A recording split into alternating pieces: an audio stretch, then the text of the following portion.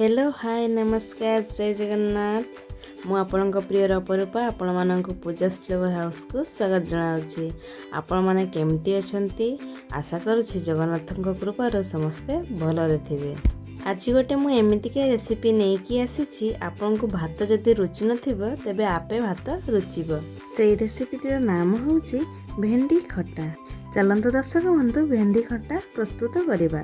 प्रथमे आमे एई साइज रो भेंडी गुडी को काटी नबा। एतिकी साइज एतिकी बड़ बड़ आमे भेंडी को काटी नबा।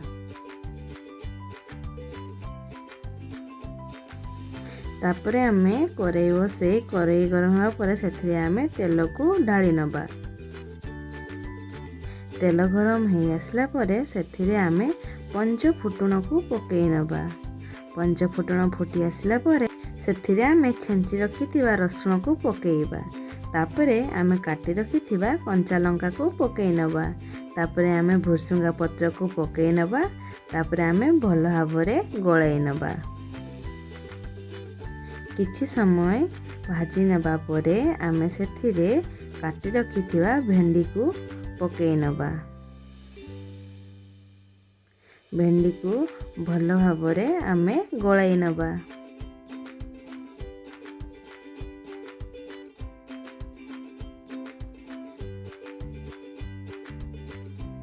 वर्तमान आमे भेंडी रे स्वाद अनुसार लूण पकेई नबा।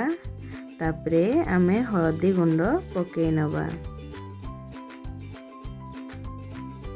तापरे भेंडी को आमे भल भाबरे गळाई नबा और 5 मिनिट पाई ताको आमे भाजी नबा।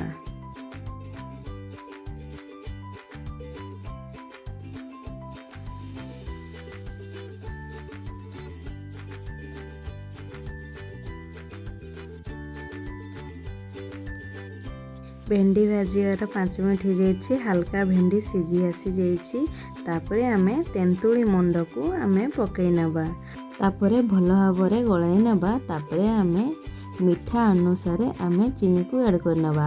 आपण माने मिठा जो परि भाबरे खाइबे सेही परि भाबरे चीनी को ऐड करि नेबे। तापरे आमे एथिरे पानी को ऐड करि नबा। पानी देकी भल भाबरे आमे गळाई नबा। भेंडी को भल भाबरे फुटिया पई आमे छाडी देबा।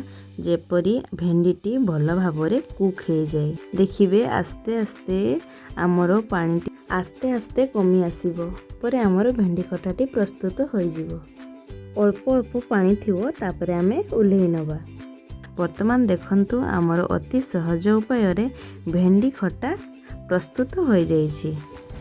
आपण माने भात सहित भेंडी खट्टा खाई पारिबे। यदि भात रुचि नथिबो भात निश्चय रुचिबो। आपण माने घरे बे भेंडी खट्टा प्रस्तुत करि परिबे।